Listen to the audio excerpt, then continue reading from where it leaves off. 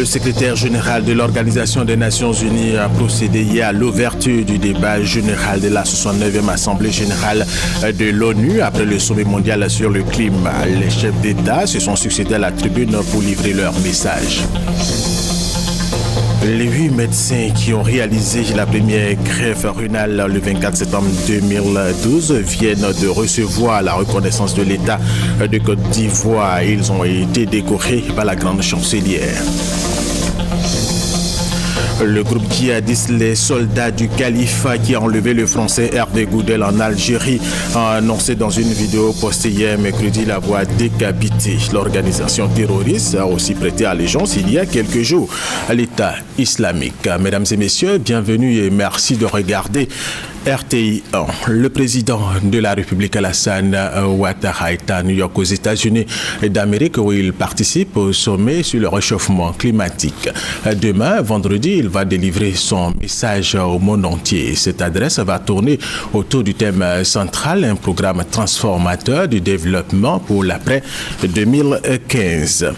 Justement, parlant de ce sommet, le secrétaire général de l'ONU a procédé hier matin à l'ouverture du débat général de la 69e Assemblée générale de l'ONU. Après le sommet mondial sur le climat, les chefs d'État se sont succédés à la tribune pour livrer leur message essentiellement autour du thème central, un programme transformateur de développement pour l'après 2015. Jérôme Kofi Abolé, envoyé spécial du RTI 1 à New York. Suite de la 69e session de l'Assemblée générale de l'ONU, après le sommet mondial sur le climat, place ce mercredi 24 septembre 2014 au débat général.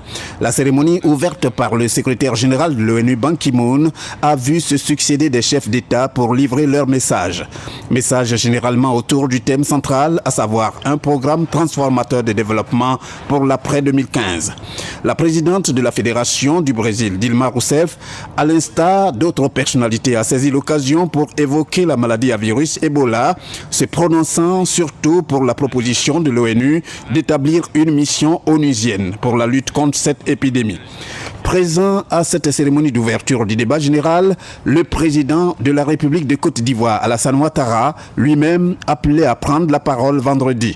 Mais en attendant, il a trouvé sur place au siège de l'ONU l'occasion de recevoir des personnalités et c'est avec le président de la commission de la CEDEAO qu'il a entamé ces échanges. Nous savons que beaucoup de dossiers de la CEDEAO ont progressé grâce à son leadership et à sa vision. Et je tenais à lui réitérer ses remerciements. Et en plus de cela, je lui ai fait le point de la lutte que notre région engage actuellement contre cette épidémie d'Ebola. Et j'ai saisi l'occasion pour le remercier la Côte d'Ivoire d'avoir fait une contribution importante au Fonds régional de lutte contre l'épidémie. Et nous nous activons actuellement à travers l'Organisation ouest africaine de la santé à organiser la réponse régionale à cette épidémie qui menace non seulement la santé, mais également les économies de nos États membres. Après Désiré Kadri Ouedraogo, le président Alassane Ouattara a reçu son homologue du Ghana, John Dramani Mahama. Les deux personnalités ont sans nul doute évoqué la question bilatérale et pourquoi pas sous-régionale. Notre envoyé spécial l'a dit, le président de la République, Alassane Ouattara, lui, va délivrer son message au monde entier demain, vendredi, autour, bien sûr, évidemment, du thème central, un programme transformateur du développement pour l'après 2015. Restons à New York aux États-Unis d'Amérique où le président de la République Alassane Ouattara a eu un tête-à-tête avec l'ancien premier ministre britannique Gordon Brown. Gordon Brown qui est chargé de l'éducation auprès de l'Organisation des Nations Unies. L'objectif de cette séance de travail a appuyé financièrement le système scolaire ivoirien. Jérôme Kofi Abolé. L'éducation pour tous en Côte d'Ivoire, l'éducation pour aider à l'émergence de la Côte d'Ivoire, c'est à cette fin que le président de la République, Alassane Ouattara, a rencontré en marge de la 69e Assemblée générale de l'ONU ce mardi 23 septembre 2014 l'ancien Premier ministre britannique Gordon Brown, actuellement en charge de l'éducation auprès des Nations Unies. Une séance de travail d'environ 1 heure d'horloge entre la partie ivoirienne et celle de l'ONU. Il ressort de cette rencontre que l'ONU va s'engager à soutenir les efforts des autorités ivoiriennes pour permettre à la Côte d'Ivoire de se doter d'un système éducatif performant, voire compétitif. Le président veut rendre l'école obligatoire, il veut même faire voter une loi. Mais avant, il a décidé de réunir ses partenaires afin de réfléchir sur le financement de ce vaste programme.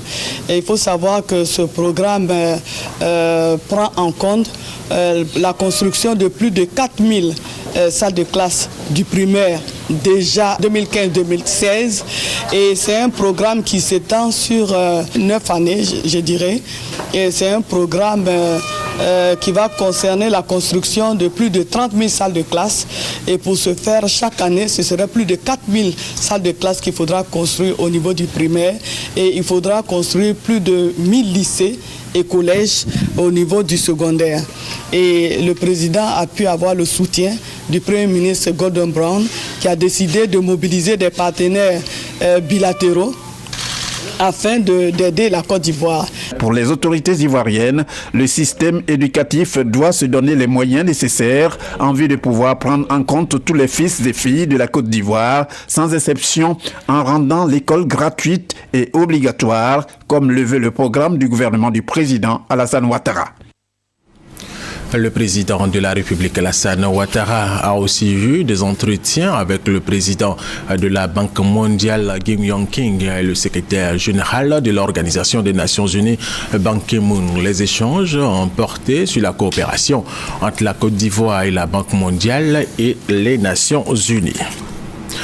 Revenons en Côte d'Ivoire où l'organisation non gouvernementale FEDEM s'engage dans la politique de la scolarisation de la jeune fille pour accompagner l'initiative du gouvernement. Elle a remis des kits et des tenues scolaires aux enfants du quartier précaire Félix Houphouët-Boigny de la commune de Koumassi. Témoin Mamadou Kouassi.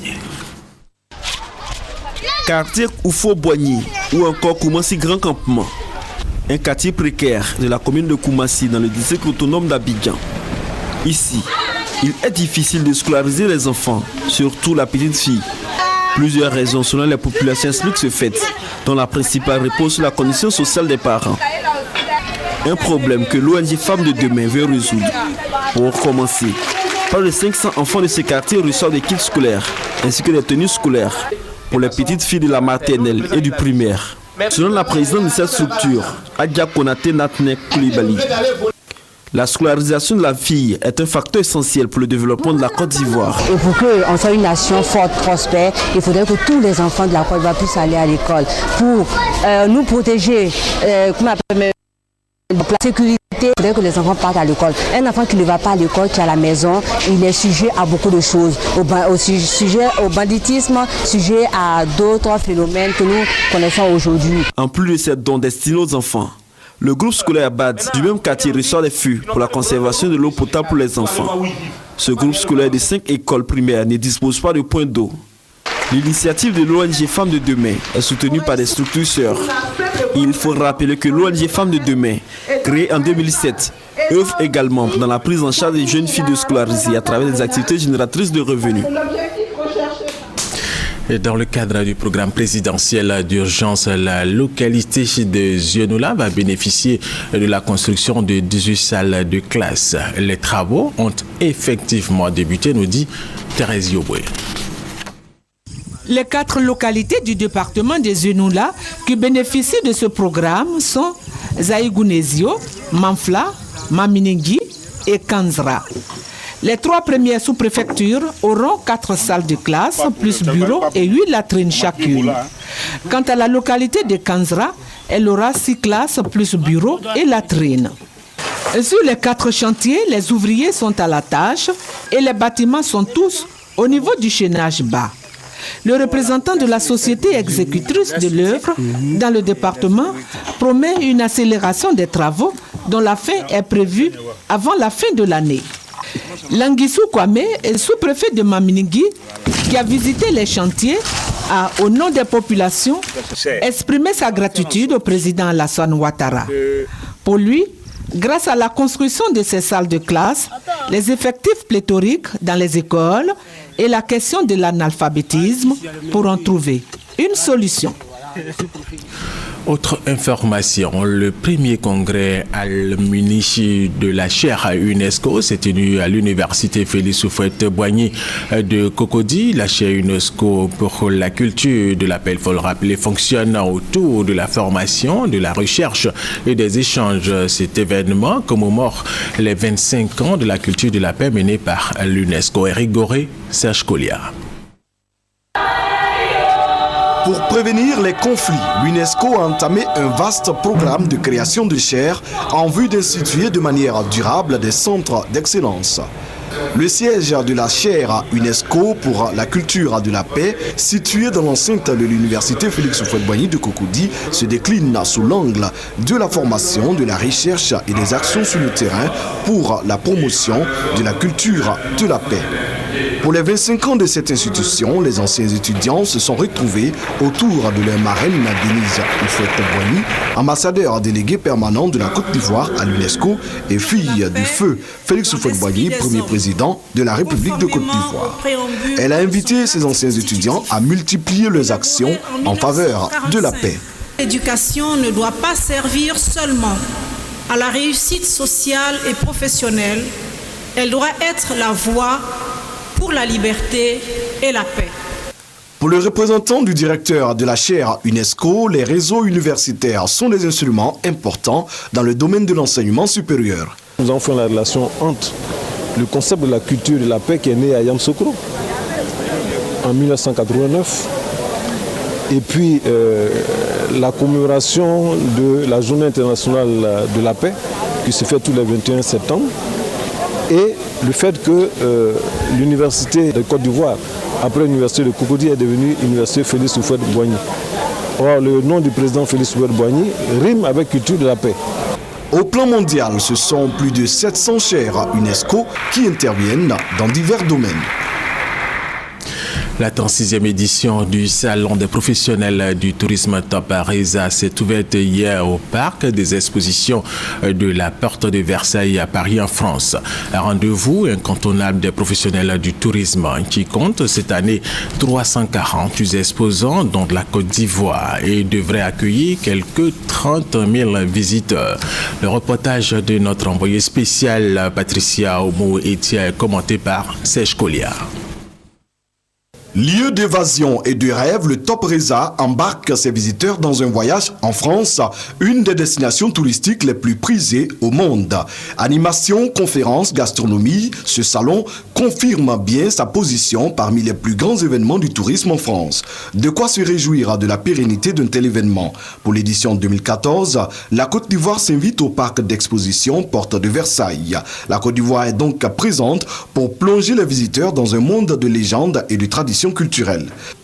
Le chef de la délégation, le ministre du Tourisme, Roger Kakou, et le directeur général du Côte d'Ivoire Tourisme, Jean-Marie Sommet, ont su, par l'hospitalité légendaire qui caractérise les Ivoiriens, partager joie et sympathie avec certains pays présents à ce salon à travers des visites. Entre autres, le Bénin, le Sénégal et la Mauritanie ont apprécié la visite de Roger Kakou sur leur stand. Échanges, rencontres sont les moments clés qui ont marqué l'ouverture de la 36e édition du Top Reza, le salon professionnel du tourisme et des voyages de Paris.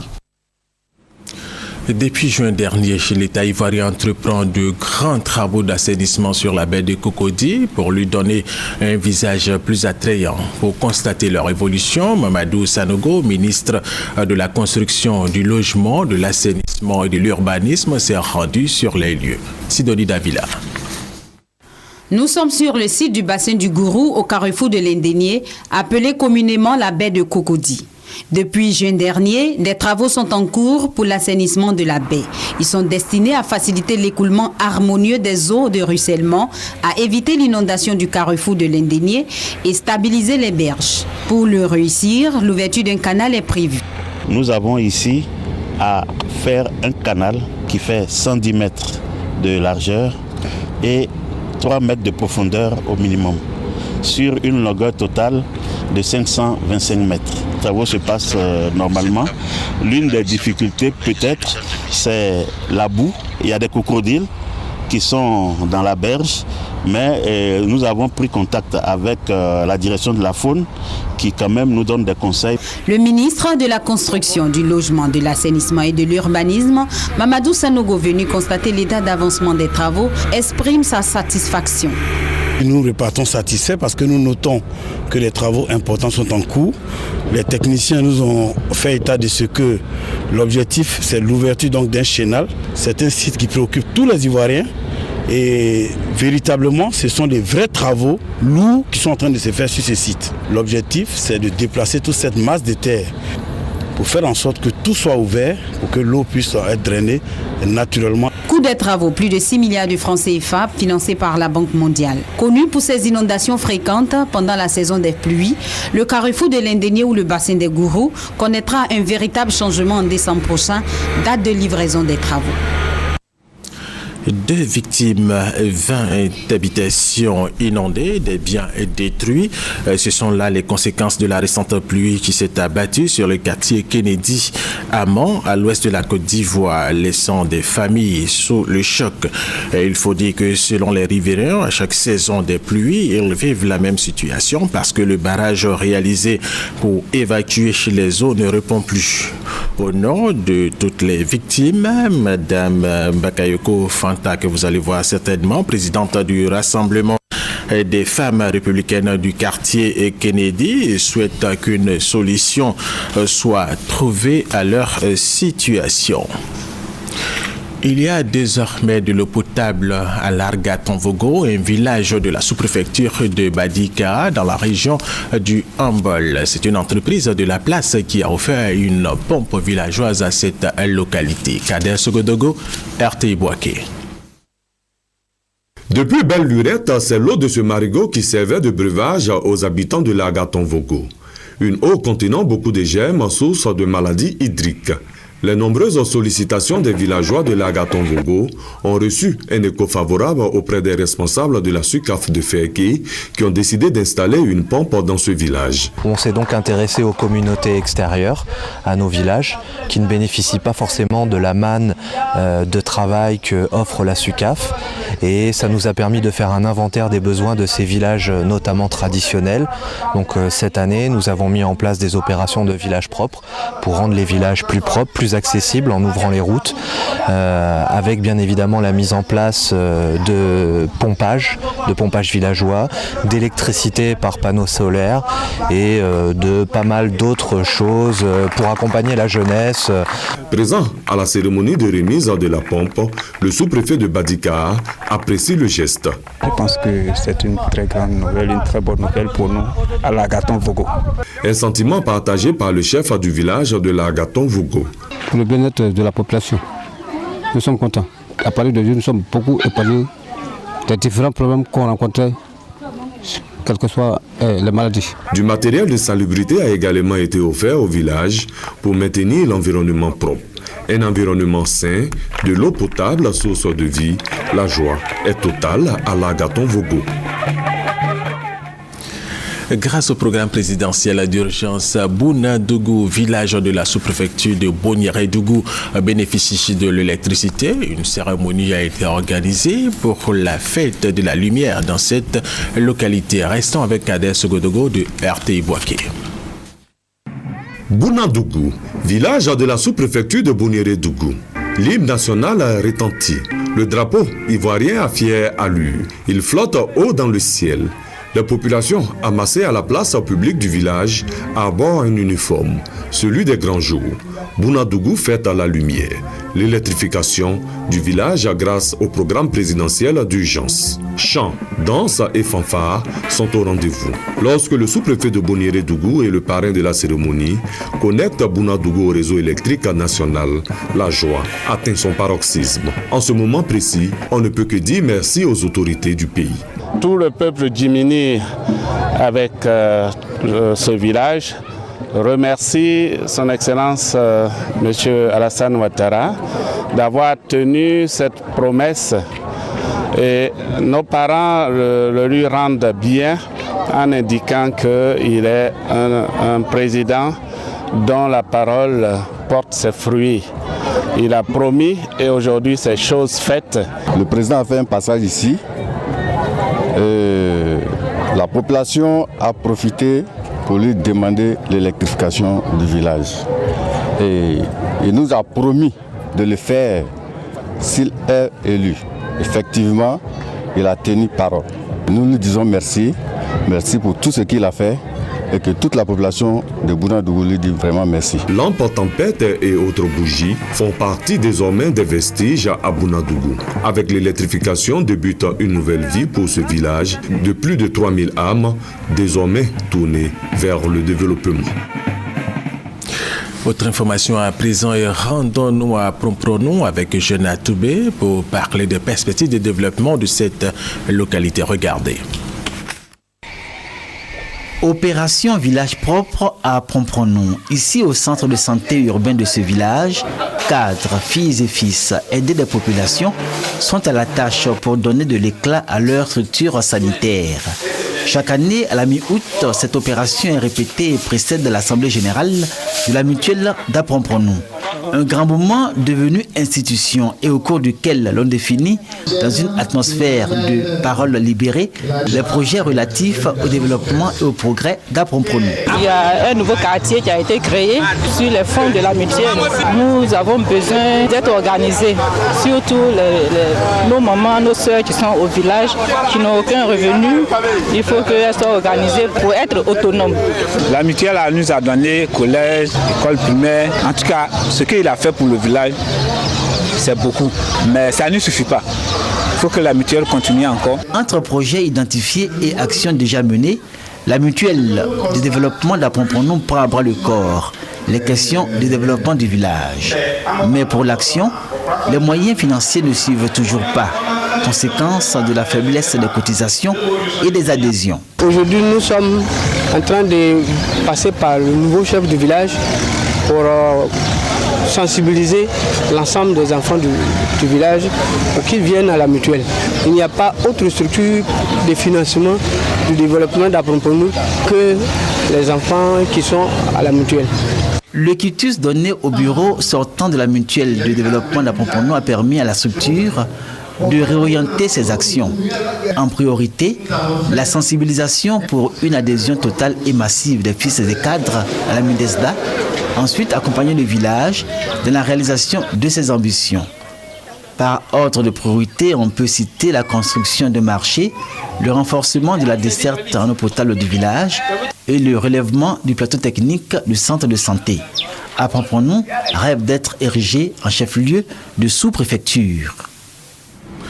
Le Fonds de développement et de la formation professionnelle a organisé des séances d'information au profit des organismes de formation. Objectif, les informer sur les produits, services et procédures du Fonds de développement de la formation professionnelle. Grâce Kando.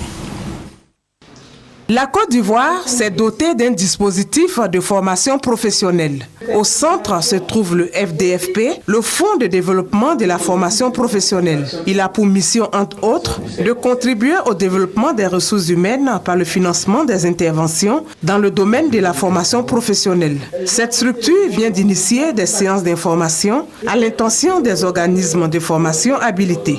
Objectif, les informer sur les produits, services et procédures du FDFP. La rencontre a été meublée par la présentation des produits et services du FDFP et le suivi et évaluation des plans projets de formation et la procédure de règlement. La préfecture de Korogo vient d'abriter un atelier bilan sur la commercialisation de la noix de cajou. La cérémonie a réuni producteurs, acheteurs, pisteurs et transporteurs de noix de cajou, nous dit Thérèse Tapeyoboué. C'est l'heure des bilans dans la filière coton en Arcade, un an après la réforme dans ce secteur. Après les régions du Kabadougou, du Bafing, du Folon, c'est la région du Poro qui vient d'organiser un atelier bilan dans la commercialisation de la noix de cajou. Le volume de noix commercialisées en 2014 est passé à plus de 33 000 tonnes contre 12 000 en 2013.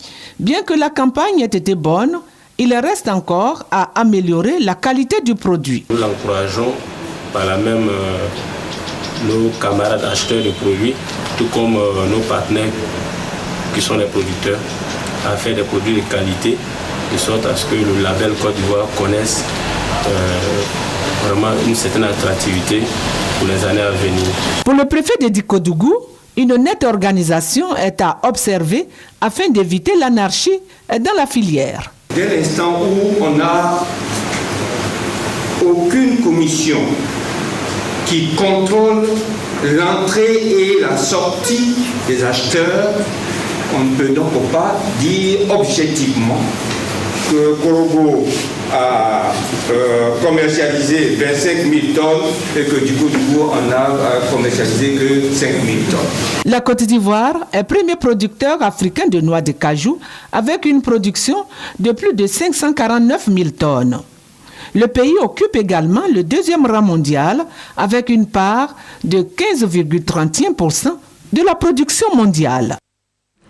Et ce communiqué avant de poursuivre cette édition, selon la déclaration de l'Organisation mondiale de la santé, OMS, qui a désigné la fièvre hémorragique à virus Ebola comme une menace sur la sécurité internationale, est très préoccupé par la situation dans les pays amis d'Afrique qui en souffrent. Le président de la République populaire de Chine, son Excellence M. Xi Jinping, a décidé de faire don de la somme de 5 millions de yuan à la Côte d'Ivoire, soit environ 410 millions de francs CFA pour appuyer les efforts du gouvernement dans le cadre de la campagne de prévention contre cette pandémie. Et cette importante aide du gouvernement chinois à la Côte d'Ivoire s'inscrit dans un vaste plan de solidarité dans le cadre de la lutte contre la maladie à virus Ebola d'un montant de 16,3 milliards de francs CFA à l'égard des États touchés par le virus et des pays voisins, ainsi qu'un appui exceptionnel à l'Union africaine et à l'Organisation mondiale de la santé.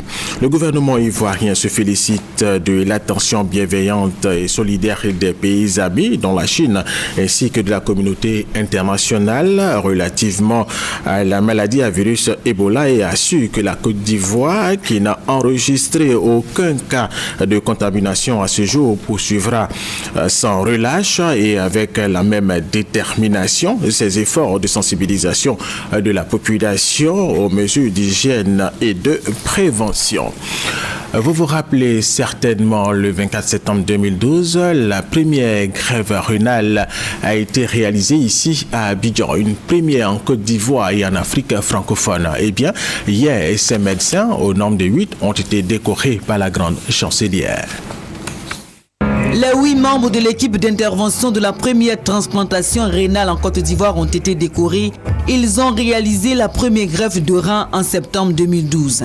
C'est une équipe composée de Belges, de Tunisiens et d'Ivoiriens. Ce mercredi 24 septembre 2014, les membres de l'équipe ont reçu la reconnaissance de la nation ivoirienne par la grande chancelière. Pour de nombreuses familles, l'équipe du projet pilote de greffe du rein en Côte d'Ivoire a porté et porte cette note d'espoir. La Côte d'Ivoire reconnaissante vous dit merci. Merci d'avoir donné le goût de la vie à des dizaines de patients. Merci de continuer à travailler pour trouver des voies et moyens pour rendre l'assistance aux malades du rein plus efficace et plus accessible. Les médecins ont saisi l'occasion pour exprimer des doléances afin d'aboutir à un meilleur suivi des malades de l'insuffisance rénale. Nous avons besoin de 3 choses pour que nos activités continuent à aller de l'avant. D'abord, de nouvelles lois pour nous permettre d'entrevoir avec efficacité les greffes à partir de sujets à l'état des morts encéphaliques. Ensuite, des locaux propres à nous, puisque jusqu'à présent, nous effectuons les greffes à l'issue de cardiologie. Et enfin, un laboratoire d'histocompatibilité. Henriette Dagri-Diabaté a rassuré l'équipe de la volonté du chef de l'État de mettre la législation ivoirienne à la hauteur des exigences scientifiques et éthiques pour leur permettre de redonner la santé aux patients. La pratique de la greffe sur les malades de l'insuffisance rénale en Côte d'Ivoire fait suite au décret signé par le président de la République en janvier 2012. Le décret stipule la possibilité de pratiquer des greffes d'organes en Côte d'Ivoire. Le pays est le seul en Afrique francophone à réaliser la greffe de rein. Et c'est la fin de cette édition, mesdames et messieurs. Merci de nous avoir suivis. Restez avec nous sur RTI 1.